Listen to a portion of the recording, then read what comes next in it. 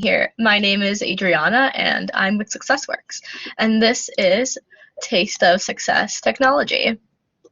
We're really excited to have a group of interesting alumni here to speak with us, but before we get started, please be aware that we'll be recording the first part of this event.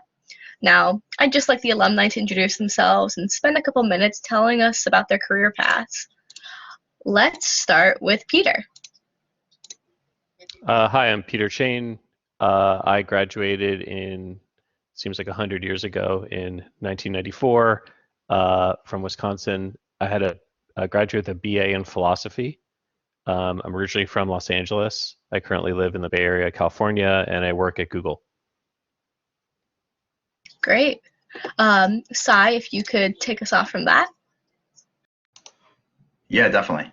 Hey everyone, my name is Sai Chimbili, graduated from Madison in 2019 with a degree in statistics and economics, and I work at General Electric.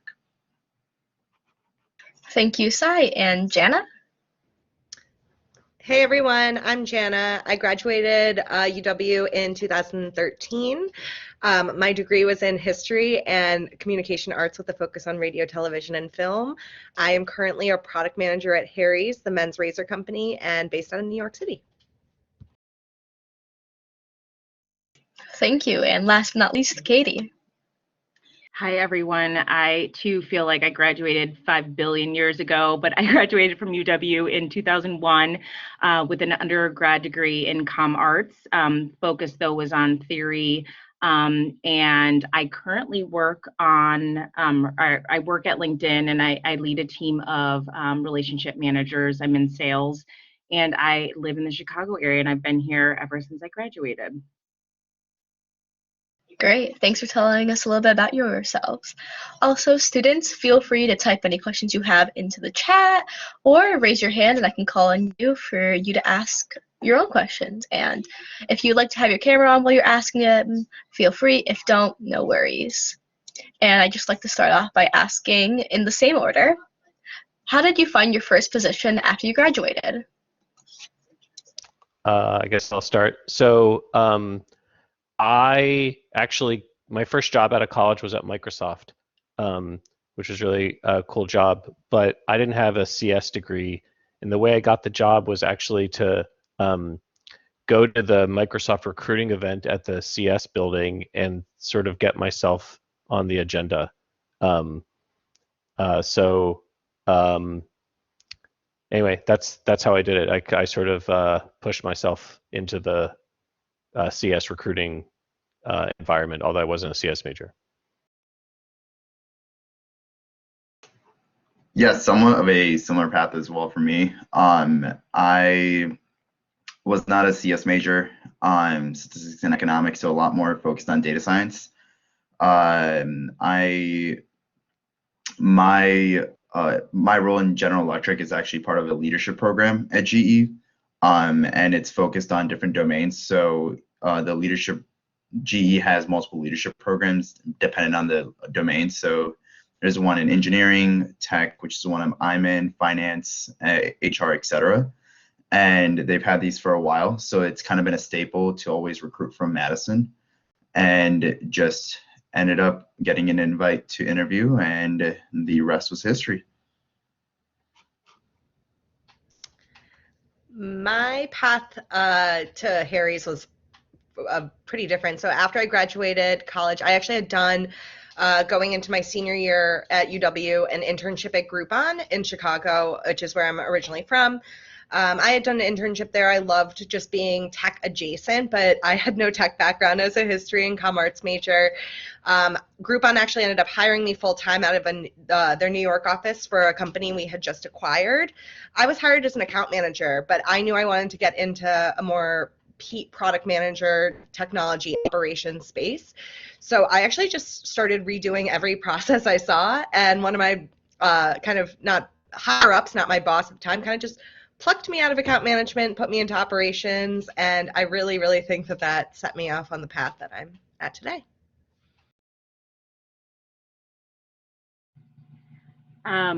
For me, it feels like nothing's ever linear, and that's been my experience, or I guess my biggest key takeaway or headline for people is thinking about pathing or career pathing is, similar to Jana, I was comm arts, and I graduated not comparing 2001 and 9/11 to the economic conditions of today, but was definite unrest and a lot of uncertainty happening when I entered the job market, and so I didn't know what the heck I wanted to do, to be honest. And I ended up working for a company called apartments.com, which is still in existence today.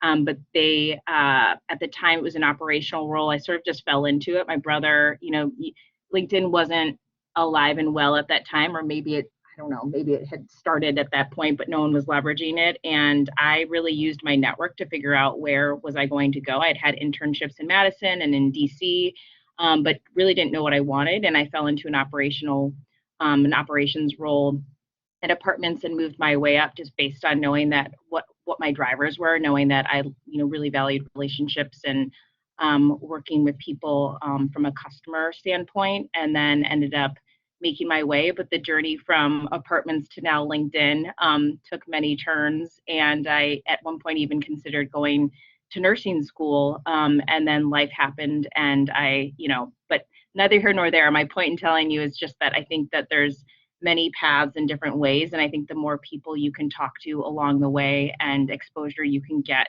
the better. Yeah, definitely. I mean, here at SuccessWorks, that winding path model is a major tenet that your major doesn't exactly correspond to what career you'll do in the future. You can truthfully do anything with the right connections and the right experiences. You never have to pigeonhole yourself. And I'd just like to remind the students that feel free to post a question in chat or raise your hand.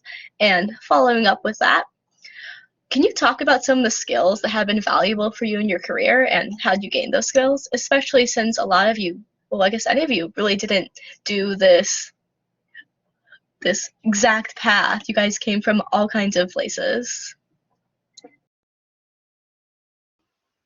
Yeah, I'll go first if you want to go in order again. So for me, technology was always my hobby. Like I just did it on my own. So, and because I had done it from when I was, even in junior high, like way back when, that I just knew a lot. So when I approached an employer, the feedback I always got was like, wow, you seem like you've already done these jobs. So that's how I got the skills. It was sort of like, I kind of, I would just read up a lot of things. I would just teach myself a lot of things. And like, by the time I got to an interview, they were like, wow, you just seem like you like are already here a year or something like that. Like you knew everything. Like I got that feedback a lot. So that's how I did it. And then, I think since then, you just got to keep doing that. All the careers are just very fluid. I think, Katie made a good point about this, and you just have to keep, learning new things. And usually, with the internet now, you can do anything, you can learn anything and get pretty proficient pretty quickly. So, I always, I do that myself, and I would encourage other people to do that too. Could you repeat the question again, just so I answer it appropriately? Oh, yeah, no worries. So basically, can you talk about some of the skills that have been valuable for you in your career and how you gain those skills? Yeah, definitely. So I would say in a very, very synergistic to what Peter said is the willingness to learn new things. As part of like my leadership program, the expectation is that you change your role every 6 months. So I can be a data scientist for 6 months, and then I completely change the role from going technical to like a project manager of like our finance team.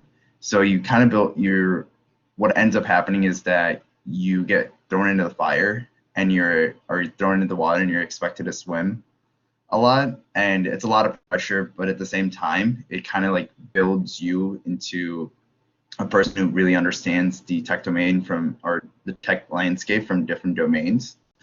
And I think just having that passion to learn and not being scared to just ask questions. It might sound dumb, but especially you'll be surprised at how many people like in meetings will just be hesitant to ask a question because there's like people that are higher than them, or they feel like they're taking away from the meeting. Just willingness to learn and just asking those questions.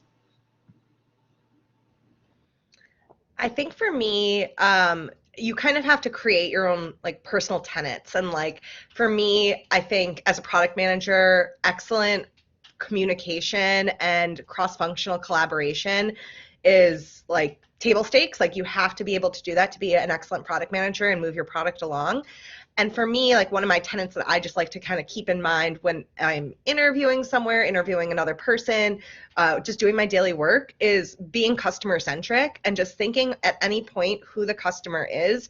And it doesn't matter what your product is. Like at GE, you have a ton of different customers and they're very different than the Harry's customer, but always kind of trying to remember that every single piece of work you do should have a direct correlation back to the improvement and the satisfaction of your customers. And if you kind of keep that lens in mind the whole time, you'll make the best decisions not only for your business, but you'll grow yourself a lot in the process. And just keeping that is, I think, critical. I'm loving all of these answers. I'm glad I'm learning from each of you. I'd say like for me, it echoes, not to repeat what everyone else has said. At LinkedIn, we say +1 when we agree with things. And I don't know if that's tech speak or like how widely used that is, but +1 to everything that each of you just said. I think what's helped me a lot is just being curious. That curiosity, like a genuine curiosity, when you think about that as being the basis for anything you approach, no matter what it is that you're looking into, and even if you don't know what the heck you want to be doing, I think if you can stay curious, that will always play to your advantage. We talk a lot about on my team a lot about growth mindset and how do you and curiosity ties to that. So that's one thing that I would advise, or if I was coaching, one of you on a call, is to think about how you can be more curious, and that ties to the growth piece. And then I think something just came up around that was asking about learning, and I completely agree with the learning component. I think the more, because that ties to curiosity, the more you can learn and be curious about things that you don't know, the better. But I recently, a little bit expensive, but there's LinkedIn learning classes. That's one thing. But the one thing I just saw that question come in other areas is Masterclass also has a variety of different, now, post graduation, I don't have the luxury of taking classes at Madison, but I still want to take classes. So I signed up for a year subscription with Masterclass and just took a couple of classes and hope to do at least one a month. But that's how I'm personally trying to learn more and stay committed to that path.